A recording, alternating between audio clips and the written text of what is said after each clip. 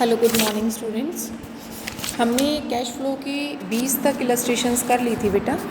आज हम 21st illustration start करेंगे और ये चैप्टर यूँ लगा लो 2-3 लेक्चर 2-3 वीडियोस में और आपका ये चैप्टर कंप्लीट हो जाएगा और मेरी तरफ से सिलेबस कंप्लीट हो जाएगा। फिर एक बार मैं आपको पूरा का पूरा सिलेबस बता दूँगी कि मैंने क्या क्या करवाया है और क्या आपके सिलेबस में है और कौन सी चीज़ें आपकी न्यूमेरिकली इंपॉर्टेंट हैं और कौन सी आपकी थियोरेटिकल इंपॉर्टेंट है, क्योंकि 3 अगस्त को आपका एग्ज़ाम है। उसके अकॉर्डिंग आप अपने आप को प्रिपेयर कर लीजिएगा। जहाँ तक है कोशिश की मैं आपका 2 या 3 दिन में ये चैप्टर कंप्लीट हो जाएगा, सिलेबस हो जाएगा आपका। 21st इलस्ट्रेशन देखिए। From the following income statement calculate the cash flow from the operating activity by indirect और डायरेक्ट मेथड। आपको इनकम स्टेटमेंट दी हुई है, आपने इससे डायरेक्ट मेथड और इनडायरेक्ट मेथड दोनों से ही निकालना है। सबसे पहले तो आप कैश सेल देखिए कितनी है, 1,05,000 की। फिर जो जो चीज़ें आपको रिसीव होती हैं, जो कैश आया है उसको आप ऐड करते चले जाइए और जो जो आपने पेमेंट की हैं उनको आप माइनस करते जाइए। जैसे ऐड करने में आपके पास 2 आइटम है, एक है कमीशन ड्यू और एक है कमीशन रिसीव। ड्यू को आप नहीं लेंगे, ठीक है, आप रिसीव को लेंगे, जो आपको रिसीव हुआ है उसको आप ऐड कर दीजिए। अब माइनस करने की बात पर आते हैं तो मटेरियल परचेज़ किया है, यहाँ पर भी आपका कैश गया है। आपने वेजेस पे की हैं, यहाँ पर भी कैश गया है। सैलरी है वो भी आपकी कैश में गई है।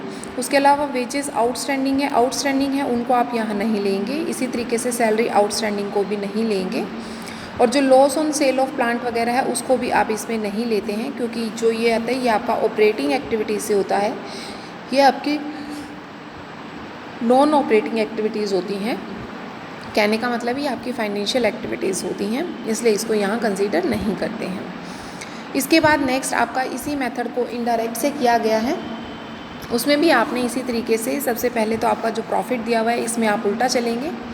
इसमें जो आइटम आप डायरेक्ट मेथड में ऐड करते हैं उन्हें आप माइनस कर कर चलेंगे और जो आप माइनस करते हैं उन्हें आप ऐड करके चलेंगे। इसमें आप लाइबिलिटीज़ के बेसिस पर चलते हैं, करंट लाइबिलिटीज़ हों या करंट असेट्स के बेसिस पर। उसके बेसिस पर जो आउटस्टैंडिंग वेजेस है या आउटस्टैंडिंग सैलरी है वो आपकी करंट लाइबिलिटीज़ हैं, उनको आप इंक्रीज़ बढ़ गई हैं तो आप उनको ऐड करेंगे। इसी तरीके से जो आपका कमीशन है वो ड्यू है वो भी इंक्रीज़ हो गया है तो आप उसको भी माइनस करेंगे।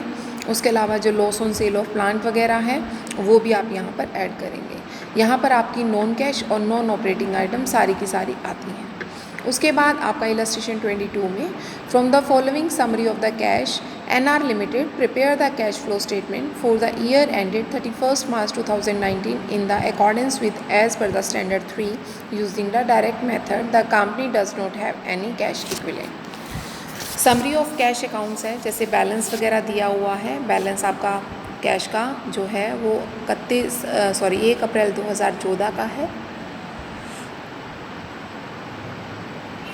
और उसके बाद आपका 31 मार्च 2019 का है। ये बेटा यहाँ पर शायद गलत लिखा हुआ है, इसको ठीक कर लीजिएगा, 18 का होगा ये, ठीक है। फिर उसके बाद आपका पेमेंट्स और रिसिप्ट साइड्स दी हुई हैं, जिसमें रिसिप्ट्स में आपको इशू ऑफ इक्विटी शेयर से हुआ, रिसीव फ्रॉम कस्टमर्स हुआ, सेल ऑन फिक्स्ड असेट्स है। इसी तरीके से पेमेंट्स वगैरह की हैं आपने, वो सारी चीज़ें हैं।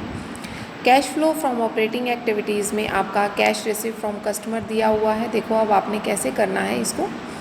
सबसे पहले तो कैश आपको रिसीव हुआ है 2.5 लाख रुपए का आपको कस्टमर से। उसके अलावा आपने कैश पेमेंट की है सप्लायर्स को 1.5 लाख की, उसको आप माइनस कर दीजिए। ओवरहेड एक्सपेंसेस थे, माइनस कर दीजिए 5,000 के।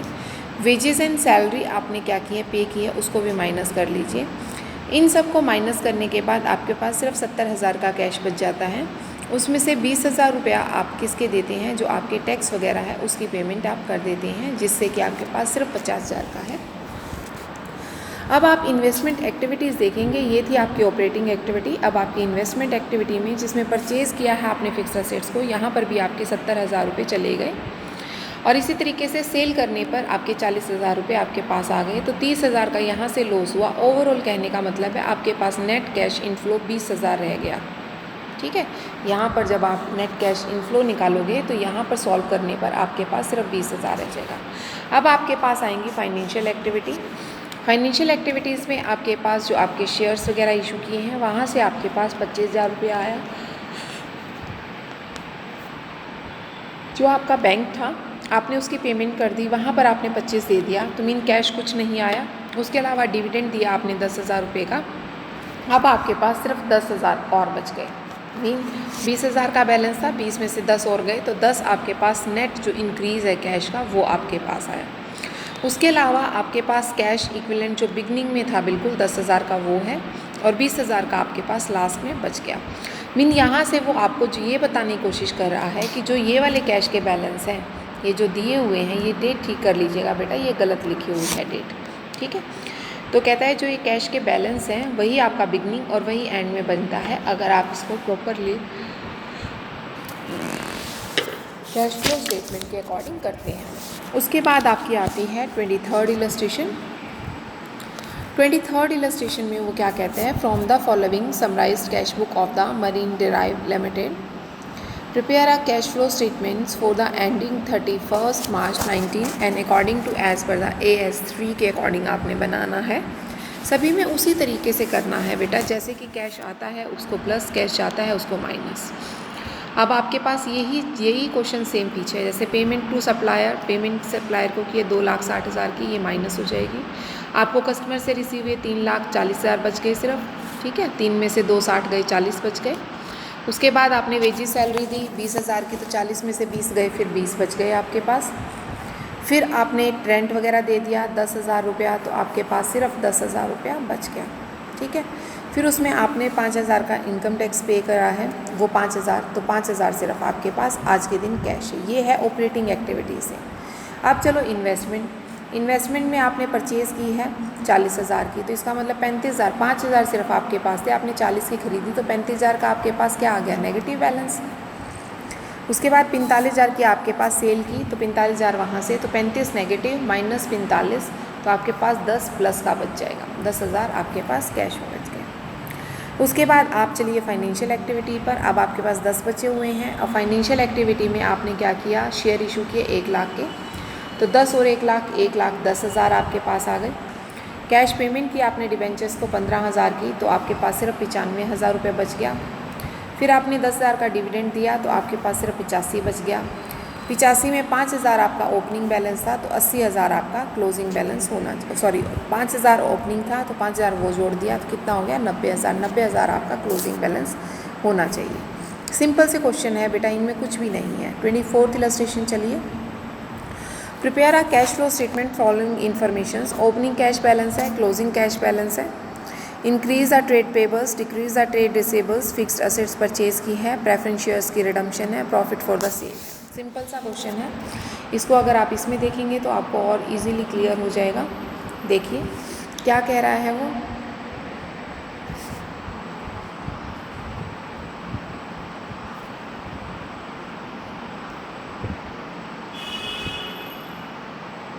हाँ जी 24th में क्या कहता है वो कहता है सबसे पहले तो जो आपका कैश का बैलेंस, कैश जो आपको प्रॉफिट फॉर द ईयर है वो ले लीजिए। कितने का है आपको प्रॉफिट, कितना होता है 36,000 रुपये का होता है।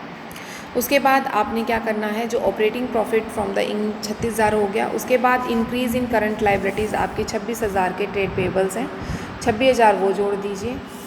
34,000 का डिक्रीड इन करंट असेट्स है, मीन वो जोड़ दीजिए। आपके पास टोटल हो जाएगा 6 दूनी 12 और 4 16, 1 और 9 96,000 का, ठीक है। इसके बाद आपने इन्वेस्टमेंट एक्टिविटीज़ में आपने परचेज़ किए फिक्स्ड असेट 60,000 की। जब 60,000 की फिक्स्ड असेट परचेज़ करोगे तो आपके पास सिर्फ बैलेंस बच जाएगा 36,000 का। 96 में से जो आपके कितने गए हैं 60,000, तो 60,000 जाने पर आपके पास बच जाएंगे 96 में से 60,000 गए तो आपके पास बच गए 36,000 रुपये। 36,000 ये बचने के बाद अब आपने क्या करना है, प्रेफरेंस शेयर्स की रिडम्पशन की है। अब आपने प्रेफरेंस की रिडम्पशन की तो 28,000 वहाँ पे किए हैं, तो आपके पास बच गए सिर्फ 8,000 रुपये। आपके पास ओपनिंग बैलेंस 30,000 का था, 30 वो जोड़ दीजिए, तो आपके पास क्लोजिंग कितना आ गया 38,000 का। तो 38,000 का आपका क्लोजिंग है, जो कि एज़ पर द बुक में आपको क्वेश्चन में दिखा भी रखा है, ठीक है। अब चलिए अगली इलस्ट्रेशन 25th इलस्ट्रेशन। 25th में वो क्या कहता है आपको, prepare a cash statement with the given data, cash from operating, sales, fixed assets,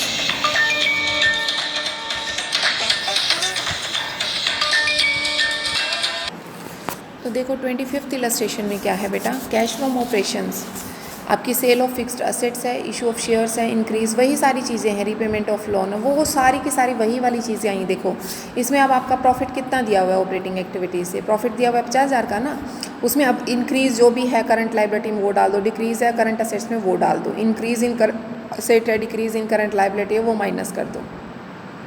operating activity से आ गया। उसके बाद सिर्फ आपका इन्वेस्टमेंट एक्टिविटी से एक आइटम है सेल ऑफ फिक्स्ड असेट्स, वहाँ से इन्वेस्टमेंट एक्टिविटी से आ जाएगी। और दो आपके हैं फाइनेंशियल में आती है, जैसे इशू ऑफ शेयर है और लोन है। इशू ऑफ शेयर किया, पैसा आया है, रीपेमेंट ऑफ लोन में पैसा गया है, वहाँ से 5 आया है, वहाँ से 4 गया है, ठीक है। तो बस वहाँ से 1 लाख का तो आपका फाइनेंशियल एक्टिविटी से पैसा बचा, 7,60,000 आपका इन्वेस्टमेंट से बचा क्योंकि सेल हुई है, और बाकी आप वो करंट असेट्स और करंट लाइबिलिटी से देख लीजिए जो आपका ऑपरेटिंग एक्टिविटी से हुआ है वो निकाल के कर लीजिए। नेक्स्ट चलिए 26 इलस्ट्रेशन। 26 में भी इसी तरीके से एक आपको बैलेंस शीट दी हुई है जिसमें आपका शेयर कैपिटल है, statement of profit and loss है, करंट लाइबिलिटी है, ट्रेड पेबल्स है, नॉन करंट असेट्स है, लैंड बिल्डिंग है, करंट असेट्स वगैरह दी हुई हैं आपकी, जिसमें इन्वेंट्री, ट्रेड रिसीवेबल्स, वही सारी चीज़ें। सबसे पहले तो इसमें देखो यहाँ पे प्रॉफिट दिया हुआ है, जो आपका प्रॉफिट आप ले लीजिए सरप्लस में कितने का दिया हुआ है, 20 और 50 30,000 का है। उसके बाद आप देख लिए ऑपरेटिंग एक्टिविटी से जितना भी डिक्रीज़ इंक्रीज़ हो रहे हैं करंट असेट्स लाइबिलिटी में वो ले लीजिए, ठीक है। उसके बाद आपका इन्वेस्टमेंट एक्टिविटी से सिर्फ एक लैंड बिल्डिंग है, लैंड बिल्डिंग आपकी 1 से 40 हुई है तो 40,000 की क्या है, परचेज़ है, इसका मतलब 40,000 का कैश गया है, यहाँ से आपका कैश यूटिलाइज हुआ है, यूज्ड हुआ है। उसके बाद फाइनेंशियल में देखो सिर्फ शेयर कैपिटल है 3 से 4, तो वहाँ पे आपकी 1 लाख की शेयर कैपिटल क्या हुई है, इशू, वहाँ पे कैश आया है तो वहाँ से कैश आया। इन्वेस्टमेंट से आपका 40 का कैश गया और उससे आप देख लीजिए इंक्रीज़ डिक्रीज़ करके, ठीक है। और सरप्लस आपका वही 50 माइनस 30 करके 20 करके 30,000 का सरप्लस था। अब चलिए 27th इलस्ट्रेशन पे।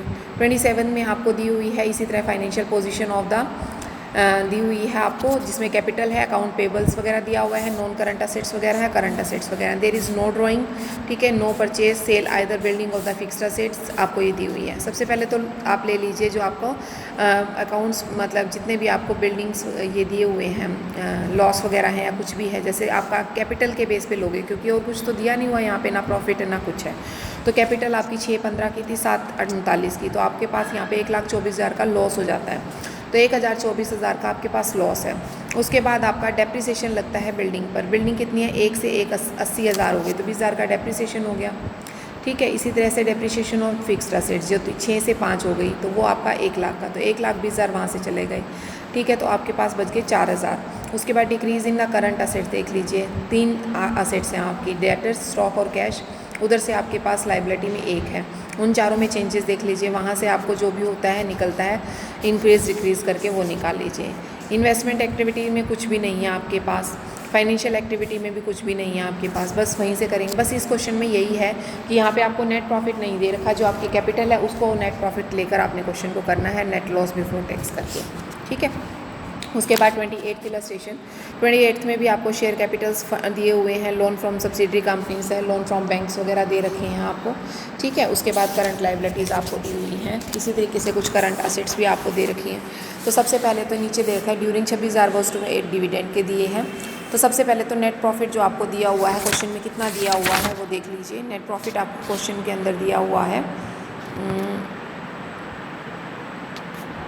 1 मिनट भाई, नेट प्रॉफिट है आपका क्वेश्चन में नहीं दिया हुआ, तो आप कैपिटल ले लीजिए। कैपिटल आपकी है 1,39,000 की, कैपिटल 31 को 1,48,000 की, ठीक है। 1,01,000 रुपया और 26,000 आपने डिविडेंड पे किया, 26,000 यहाँ पर भी लेंगे आप और 26,000 ऊपर भी लेंगे आपको फाइनेंशियल एक्टिविटी में भी, ठीक है। तो दोनों जगह आप 26 का बैलेंस आप लेकर चलेंगे, ठीक है। तो फिर उसके बाद आपका आता है, ये करने के बाद यहाँ से, हाँ, यहाँ से आपका जाता है नेट प्रॉफिट 27,000 रुपये का। देखो नीचे वर्किंग नोट में दिखा भी रखा है इसने क्वेश्चन के अंदर, तो इसी वर्किंग नोट के बेसिस पर आपने यहाँ से नेट प्रॉफिट निकाल लिया। फिर आपका जो डेप्रिसिएशन है उसको ऐड कर दीजिए, करंट लाइबिलिटीज़ कोई इंक्रीज़ होती है ऐड कर दीजिए, कोई डिक्रीज़ हो रही है करंट असेट तो ऐड कर दीजिए, कोई इंक्रीज़ होती है करंट असेट तो लेस कर दीजिए। फिर चलिए इन्वेस्टमेंट पर। इन्वेस्टमेंट में आपने देखो लैंड भी परचेज़ किया, बढ़ रहा है, बिल्डिंग भी परचेज़ किया, मशीनरी भी, तीनों चीज़ें परचेज़ की हैं, माइनस कर दीजिए। फाइनेंशियल एक्टिविटी में भी आपका लोन लिया है 20,000 का, वो तो बढ़ा है तो 20 बढ़ गया। रीपेमेंट ऑफ बैंक लोन जो है 5,000 का है वो घट गया, और पेमेंट ऑफ डिविडेंड 26,000 का है वो भी घट गया, 11,000 का। तो यहाँ से आप इस क्वेश्चन को ईजिली कर सकते हैं। नेक्स्ट चलिए 29th इलस्ट्रेशन। 29 में भी इसी तरीके से है, शेयर कैपिटल्स वगैरह हैं, ठीक है। शेयर कैपिटल आपकी आ गई, जनरल रिजर्व आ गया, ट्रेड पेबल्स आ गया, बिल्डिंग आ गई, प्लांट आ गया, डेप्थ वगैरह माइनस करके 3 करंट असेट्स दी हुई हैं आपकी। नीचे sale made by the company accounts Rohit ने 21,80,000 की सेल दे रखी है, ठीक है। अभी इस क्वेश्चन में कुछ नहीं है, इस क्वेश्चन में भी सेम वही है, सिर्फ general reserve as a profit use करोगे आप तो 12,000 और 26,000 14,500 का आपका लॉस यहाँ पर आप लोगे, 14,500 का। इसने देखो यहाँ पे दिखा नहीं रखा बेटा, आप यहाँ पर 14,500 का लॉस दिखाओगे ऊपर, ठीक है। नेट लॉस बिफोर टैक्स इसने यहाँ पे दिखाया नहीं हुआ, यहाँ पर जब नेट लॉस दिखाओगे ना तो यहाँ पे 14,500 का आप दिखा देना, ठीक है। उसके बाद फिर डेप्रिसिएशन बिल्डिंग पर कितना है, प्लांट पर कितना है, वो माइनस करके ऐड कर दीजिए यहाँ पर, ठीक है। फिर डिक्रीज़ इन करंट असेट्स कुछ है तो ऐड कर दीजिए, इंक्रीज़ इन करंट लाइबिलिटी है तो ऐड कर दीजिए, डिक्रीज़ इन करंट लाइबिलिटी है तो लेस कर दीजिए, इंक्रीज़ इन करंट लाइबिलिटी है तो ऐड कर दी माइनस कर दीजिए। फिर उसके बाद फाइनेंशियल एक्टिविटी से कुछ नहीं है और आपका इन्वेस्टमेंट एक्टिविटी से भी कुछ नहीं है, वो करके सॉल्व कर लीजिए। तो यहाँ तक क्वेश्चंस मेरे ख्याल से आप लोगों को अच्छी तरह से क्लियर हो गए होंगे। अब चलिए 30th इलस्ट्रेशन पर। 30th इलस्ट्रेशन में वो क्या कहता है, 30th इलस्ट्रेशन में भी सिंपल सा इसी तरीके से क्वेश्चन किया हुआ है, ज़्यादा इसमें भी कुछ नहीं है तामझाम। वो कहता है आपके पास कैपिटल्स वगैरह, कैश वगैरह सारी चीज़ें दे दी, ठीक है। उसके बाद आपके पास नीचे कहता है डिलीवरी वैन जो है आपने परचेज़ की थी हायर परचेज सिस्टम से 5,000, जिसने आपने इमीडिएट बैलेंस किया था और बैलेंस को आपने 20 मंथली इंस्टॉलमेंट जो कि 1,000 रुपये की थी, 12% इंटरेस्ट पर थी। तो इसको हम सॉल्व कर लेंगे डिलीवरी वैन को, कोई बड़ा सा इशू नहीं है इसका, ठीक है। ड्यूरिंग द ईयर मशीनरी जो थी 10,000 की, जिस पर एक्यूमुलेटेड डेप्रिसिएशन था 3,000 का, उसमें आपने 5,000 की सेल कर दी, लॉस हो गया यहाँ पे। द प्रोविज़न फॉर डेप्रिसिएशन जो मशीनरी पर था वो 25,000 का था और 40,000 का ओपनिंग और क्लोजिंग। नेट प्रॉफिट जो है वो 45,000 का था। बस प्रॉफिट दे दिया इसने, इस 45,000 को लेकर आप इस क्वेश्चन को सॉल्व करेंगे, ठीक है। देखो कैसे, देखो 45,000 का बैलेंस आ गया। अब आपने डेप्रिसिएशन लेना है। आपके पास मशीनरी कितने की थी, मशीनरी थी आपके पास 40,000 की मशीनरी थी, ठीक है, जिसमें क्लोजिंग बैलेंस कितना बच गया, 25,000 का बच गया, ठीक है, जिसमें 3,000 डेप्रिसिएशन था। तो कितना हो गया, 25 और 28 हो गया ना। तो 40 में से 1 मिनट, 40 में से 25 गए, कितना बच गया, 15, 15 और 3 18। तो 18,000 रुपये का आपका डेप्रिसिएशन ऑन मशीनरी हो गया। अब कोई 10,000 की मशीनरी थी, 10,000 की मशीनरी पर 3,000 रुपये डेप्रिसिएशन था, 7,000 की बच गई, उसको 5 में बेचा है तो वहाँ पे लॉस हो गया 2,000 का। तो 18 और 2, ये 18 और 2 वो आ गए 20,000, ठीक है। अब आपने करना है increase in current liability. Liabilities में इंक्रीज़ एक तो 4,000 का होता है आपके क्रेडिटर में, एक स्टॉक डिक्रीज़ हो रहा है आपका 10,000 से, वो भी आपका ऐड हो जाएगा। अब आपके डेटर्स जो हैं वो आपके इंक्रीज़ हो रहे हैं, लेकिन वो लेस होएंगे क्योंकि करंट असेट्स लेस होती हैं इंक्रीज़ हो रही हो तो। अब देखो क्या क्या, एक तो सेल की है आपने 5,000 की मशीनरी जो लॉस में की है, लॉस तो ऊपर दिखा दिया लेकिन सेल आई है 5,000, तो वो भी तो दिखाओगे ना, 5,000 ये आ गए। लैंड परचेज़ की है आपने 50-40 हो गई, 40 से 50 हो गई है 10,000 की। बिल्डिंग परचेज़ की है 35 से 60 हो गई है, वो भी आपकी यहाँ आ जाएगी। पेमेंट ऑफ डिलीवरी वैन आपने कितना किया है, 25,000 का, 25 नहीं है नीचे वो कहता है 5,000 आपने एडवांस दिए हैं, तो 5,000 दिए हैं, बाकी तो इंस्टॉलमेंट में जा रहे हैं तो उसको इंस्टॉलमेंट में देखेंगे। उसके बाद अब आती है आपकी लोन फ्रॉम PN बैंक, जो PN बैंक से आपने लोन लिया है, लोन कितने का लिया है आपने, 50,000 रुपये का, ठीक है। तो उस 50,000 के लोन पर आपकी 50,000 में 40 से 50 हो गया, 10,000 का लोन वो बढ़ गया। और एक मिसेज़ वाइट ने लोन लिया है जो, ठीक है, वो 25,000 से ख़त्म हो गया, मतलब आपने पेमेंट कर दी तो वो भी ख़त्म कर दो। फिर आती है ड्राइंग्स, ड्राइंग्स कितनी है, एक 25 की है आपकी, ठीक है, और एक 58 की आपकी कैपिटल्स हैं, ठीक है। तो एक 58 में से एक 25 को माइनस कर दो और 45,000 का आपका प्रॉफिट है, तो वो सोल्व करोगे आप तो वहाँ से 12,000 का आपको लॉस आएगा। बाकी आपका फाइनेंशियल एक्टिविटी से भी कुछ नहीं, फाइनेंशियल से हो गया, इन्वेस्टमेंट से हो गया और ऑपरेटिंग, तो इसको सॉल्व कर लीजिए। मेरे ख्याल से बेटा ये क्वेश्चन आपको ईजिली सॉल्व कर लोगे आप यहाँ तक, बाकी हम कल कंटिन्यू करेंगे। आई होप सो कि आप सभी को ये बहुत इजी और कंफर्टेबल लग रहे हैं।